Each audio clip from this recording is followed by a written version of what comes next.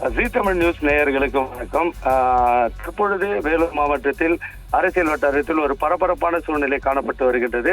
பாஜக பிரமுகர் கொலை வழக்கில் தற்பொழுது திமுக ஊராட்சி மன்ற தலைவர் கைது செய்யப்பட்டுள்ளார். இது அரசியல் வட்டாரத்தில் பெரும் பரபரப்பை ஏற்படுத்தியுள்ளது. அதாவது வேலூர் மாவட்ட பாஜக ஆலய மேம்பாட்டு பிரிவு மாவட்ட செயலாளர் விட்டல்குமார் கொலை வழக்கில் நாகல் ஊராட்சி மன்ற தலைவர் பாலா சேட்டு மற்றும் அவருடைய மகன் ஊராட்சி செயலாளருமான தரணிக்குமார் ஆகியோர் இருவர் கைது செய்யப்பட்டுள்ளனர். அதாவது வேலூர் மாவட்ட பாரதிய ஜனதா கட்சியின் ஆன்மீக பிரிவு மாவட்ட செயலாளராக இருந்து வந்தவர் கேவி குப்பம் அடுத்த நாகல் கிராமத்தை சேர்ந்த விட்டல்குமார்.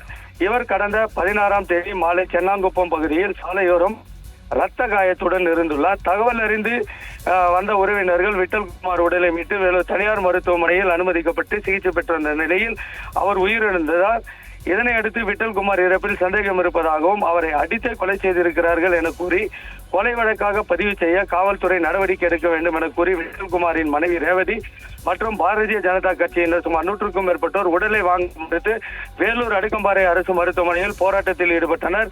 பின்பு போலீசாரின் பேச்சுவார்த்தைக்கு பிறகு கடந்த 17ஆம் தேதி இரவு விட்டல்குமாரின் உடலை மனைவி ரேவதி வாங்கி சென்றார்.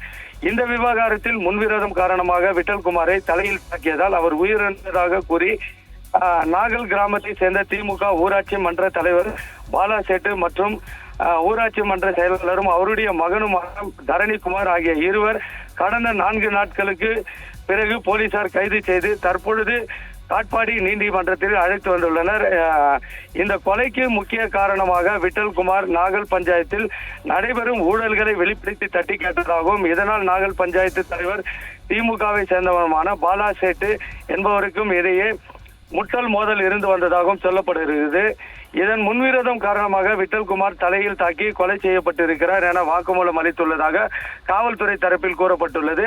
மேலும் இவருடைய மூத்த மகன் ராஜேஷ் என்பவர் வழக்கறிஞராக பணிபுரிந்து வருகிறார். அவரையும் இந்த வழக்கில் சேர்த்துள்ளனர். அவர் தற்பொழுது தலைமறைவாக உள்ள அவரை போலீசார் தீவிரமாக தேடி வருகின்றனர். இந்த நிலையில் இதே கொலை வழக்கில் நேற்று இருவர் மாலை 4 மணி அளவில் காட்பாடி நீதிமன்றத்தில் சரணடைந்தனர். அவர்களை நீதிபதி முன்பு சரணடைந்தவர்கள் வேலூர் மத்திய சிறைக்கு கொண்டு சென்று அழைத்தனர். தற்பொழுது நீதிபதி ஜெயசீலன் முன்னிலையில் அந்த பாலா சேட்டும் அவருடைய மகன் தரணிக்குமாரும் ஆஜர்படுத்த அழைத்து செல்லப்பட்டுள்ளனர். நீதிபதியின் விசாரணைக்கு பிறகு போலீசார் அவர்களை பாதுகாப்புடன் வேலூர் மத்திய சிறையில் அடைக்க உள்ளனர். அதாவது வேலூர் மாவட்டத்தில் ஒரு பாஜக பிரமுகரின் கொலை வழக்கில் திமுக பிரமுகர் ஒருவர் கைது செய்யப்பட்டுள்ள சம்பவம் அரசியல் வட்டாரத்தில் பெரும் பரபரப்பை ஏற்படுத்தியுள்ளது.